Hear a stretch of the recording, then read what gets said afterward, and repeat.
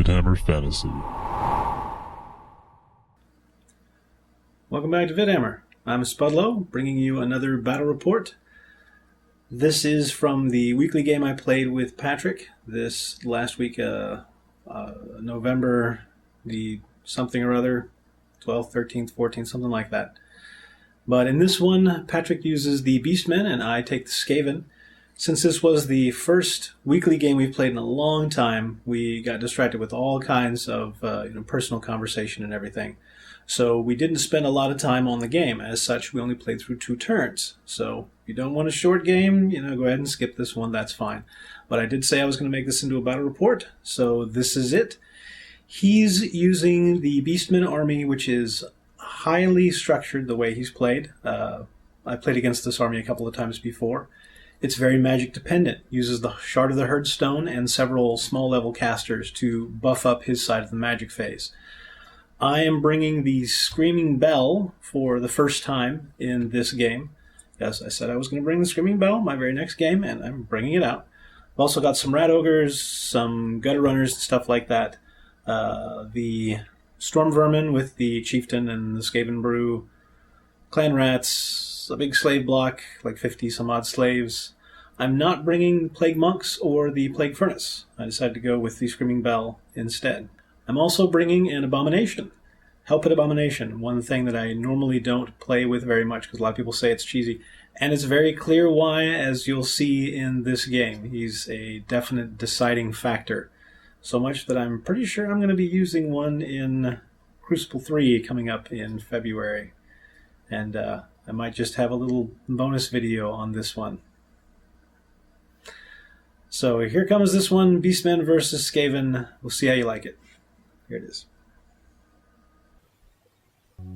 Alright, we rolled for a random scenario from the Crucible 3 list and got Lucky Noblars. This is where each side has a treasure trove marked by the 2 red icons that are out there.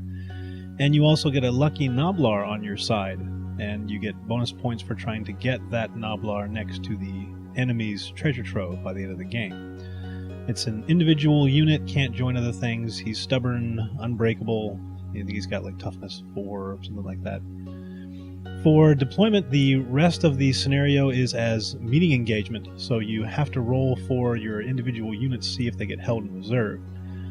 Patrick wins the starting roll and gets all of his units starting on the board. He puts his herdstone down behind the building. He's got 3 big blocks of gores, about 50 apiece, and he has 3 packs of these 5 dogs, war dogs, and his casters that all go behind the Shard of the Herdstone. He sets up his dog packs so that I won't be able to deploy my 1 pack of Gutter Runners anywhere behind him, because the obvious target for those is to go after his casters, his individual casters. Over for my deployment, I started thinking about things with the Screaming Bell, in with the Clan Rats. I didn't have a good way to plate them, so it takes me a little while to get them organized. But he has all of his characters. He has his level 4 Shaman and his Warlord and his BSB all in the center Gore unit. So I line my slaves up opposite from that, expecting that I'm just not going to try to fight that unit. I'll go after the others. Screaming Bell toward the lower Gores and the Storm Vermin toward the upper Gores. And I put the Rat Ogres up at the top, hoping to be able to pull around the house and maybe pull a flanking maneuver on those things. And then the Abomination and the Doom Wheel go down toward the bottom. And I put my Gutter Runners just in the bottom of the house, 12 inches away. It's kind of the best place. They're not really going to be utilized too much in this game, but I figure they'll do me some good. In Magic Generation, he has a level 4 Great Shaman that gets Melkoth's Mystifying Miasma, Enfeebling Foe, Penumbral Pendulum, and Occam's Mindrazor, as well as 3 level 1s. One of them has Curse of Enrahir, and the other 2 have Wyson's Wild Form. For me, I take my Grey Seer all spells in the spells of Plague. I get Blessed with Filth, Pestilent Breath, Plague, and the Dreaded 13th, and then 2 Warlock Engineers, one with Death Frenzy and the other with Warp Lightning. Grey Seer gets 3 Warpstone tokens, and the Skaven Brew gives the Storm Vermin Hatred. I don't steal the first turn, so Patrick goes ahead and starts out. moves his units up a little bit, gets them within charge range, puts the dogs right in front of the Screaming Bell trying to redirect. But that doesn't turn out quite as well as he had hoped later on. In Magic, it ends up 9 versus 6 since he gets 4 extra dice from having his guys next to the Hearthstone. He used 3 dice for Melkoth's Mystifying Miasma on the Storm Vermin, which fails, so his level 4 is out. Then he uses 6 for Curse of Enrahir on the Storm Vermin, so they're not going anywhere. No shooting or combat, so it's over to my turn. I go ahead and have the Clan Rats with the Screaming Bell charge the dogs in front of them, and I swing up the Rat Ogres and a few other units moving forward. But since the Screaming Bell couldn't close the door to the dogs had to close the door to it. So I still have the overrun position into the Gores in front of me. And then we go into Compulsory. The Abomination makes the distance to the Gores, and that just ends up being this unbelievable battle of this huge Gore unit against this Hell Pit Abomination. I think about moving the Doom Wheel in as well, but with the actual base it would be on, it would make contact with the Hell Pit before it makes contact with the Gores, so I decided to move it around the back side of the house and hopefully have it not fry too many of my gutter runners. And I move them up and just keep them a little bit out of range of the dogs for the charge. They can still make it if you rolled like an 11, but I'm not too worried about it. Move the slaves up so he can't get a flank charge or anything. Over to Magic, it's 7 versus 4. I got a couple of channels, which is nice. I used 2 dice for Warp Lightning, since a common problem with this build is that my Grey Seer, although he's got a lot of good spells, he ends up in combat almost the entire time, so we can't use the really good ones. I use 2 dice for Warp Lightning and kill off 1 Gore, and then I go 5 dice for Blessed with Filth on the Clan Rats, but it gets dispelled.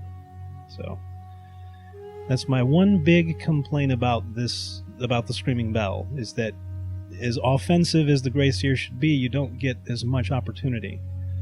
Over into shooting, I have the Warp Fire Thrower fire at the upper Gores, and it kills off 4 or 5, I think. Then the Doom Wheel shoots at the Gutter Runners, but fortunately it misses with its shots, so happy times.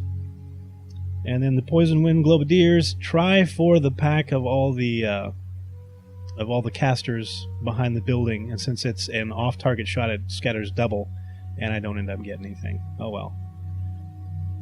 We go over to combat. The Screaming Bell and impact hits and attacks, ends up killing off the dogs and overruns, but doesn't end up getting itself into combat. I wish it could have, because it would still get to partake in the combat, since the Abomination versus the Gores, since that combat hadn't actually happened yet. But oh well. That combat ends up going just fine by itself. The Abomination ends up doing 14 wounds, and it only takes 1 wound in return. Later on, I end up believing that I have to go back and take Thunderstomps with this guy that I had forgotten, but he actually does not have a Thunderstomp. So the 14 that he gets is actually from his regular attacks, which just seemed ridiculous. But hey, works for me. Go on to turn 2. He goes ahead and charges the slaves, moves the dogs up really close to the gunner runners, but not quite in contact with them, and that's fine. And his upper Gores, he actually slides them back a little bit, I believe. Over to Magic, it's 7 versus 3. He uses 2 dice for Melkoth's on the Abomination and gives them -3 initiative, which, and I look at it, I'm like, okay, it's not worth going after. Let me try to do that late Thunderstomp, but it doesn't end up wounding anyway, which is good. Then he goes 6 dice for Occam's Mindrazor on the lower Gores. He gets Irresistible Force, and his caster gets sucked into the void. Boom. Gone. And that's a big part of the game. There's no shooting, so we go over to combat. The Abomination takes only 2 wounds, even with the Occam's Mindrazor. I ended up making, I think, like 5 saves out of 7 possible wounds. And then the Abomination does like 10 back in return, so it still wins the combat. It's just fine. In that central combat, the slaves manage to take off like 4 Gores, but they take like 20 in return, and it's actually enough to make them no longer steadfast, and they end up exploding. There is there was a lengthy debate about whether you get to reform or overrun, because we had a couple of sources we looked at on either side, because there was recent facts about things that said, oh, you actually do get to, and I had always played where no, you don't, because that doesn't happen until after combat has occurred. It happens in combat resolution. But we looked at things and I said, hey, if I'm playing in a tournament, I have to be able to live with somebody else's call. So if it doesn't go my way, I want to be ready for it. So we go ahead and say, yes, you get an overrun, but it wasn't enough. He only got 5 inches, wasn't enough to get in combat. So it's over to my turn for round 2. The upper rat ogres. Okay, yeah, there's all the charges. Rat ogres charge the dogs that are in the house. The upper storm vermin try to charge, but they fail. The screaming bell charges into the gores, and then my gutter runners charge into the side of the lower dogs. And compulsory, I go ahead and shoot the doom wheel in there as well, while things are good, and I move my little Noblar up just to try to give them some more room, all that good stuff. Now into magic phase.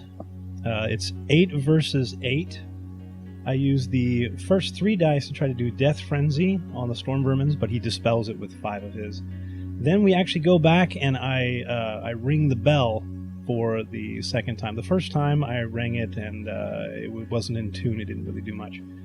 But this time it actually casts the Scorch spell, so I throw it on the upper gores and ends up killing off like 8, I believe. Not a whole bunch, but hey, at least it did something. Then I use my last 5 dice for Blessed with Filth on the Storm Vermin unit.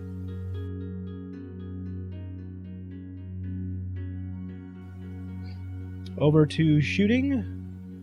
The Doom Wheel ends up killing off one of the dogs. The cannon shoots for the flank shot across the casters and into the gores. I get 10 for the first distance and 10 for the second, which is also the strength. Kills off 2 of his level 1 casters and takes out like 6 gores. That's a very good shot. That thing paid for itself. Then the Warp Fire Cannon, Warp Fire Thrower fires again, kills off 1 guy. Not too much. Over to our combat, the one down below. The Doom Wheel and the Gutter Runners end up killing off the dogs before they get a chance to fight back.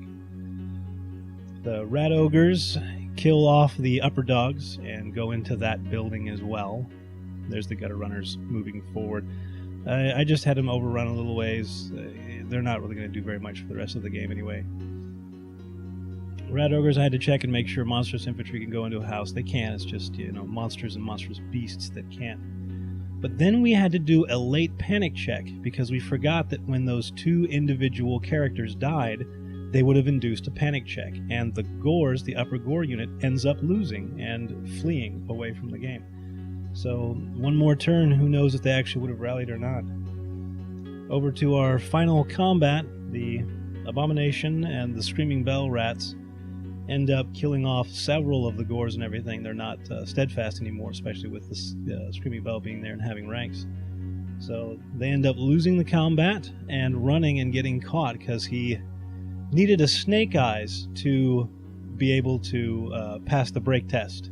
And he had the BSB, he failed the break test, re-rolled, failed the break test, then he rolls his fleeing distance, and of course rolls Snake Eyes. So, yeah, he saved that for the right time. They run and get caught down, and my guys flee out, or pursue out of the way. And that's pretty much where we call it. It was late, we'd had a lot of stuff to do, and we'd spent a lot of time chatting about everything. But my afterthoughts for this, the Screaming Bell, although it's nice for some deterrent effect, and I was able to keep him from going into some of the buildings, because there's always the possibility of taking the buildings down and stuff like that. But having the Grey Seer be on it and not having a choice means it took one of the offensive components of my army out of the game. If I'd had Wither and Plague as well, I had the spell Plague, but I didn't want to cast it because I would have had to have cast it on a unit that I was in combat with, so both of my units would have to take the toughness test, and I didn't want to do that because it's going to hurt me more than him. So I definitely would go with the Plague Furnace more often than the Screaming Bell but that's my personal take on matters. If you are going to go with the Grey Seer on the Screaming Bell, I'd probably go with the spells of Ruin instead of the spells of Plague. Because Death Frenzy, you can cast it on yourself and you don't have to worry about anything.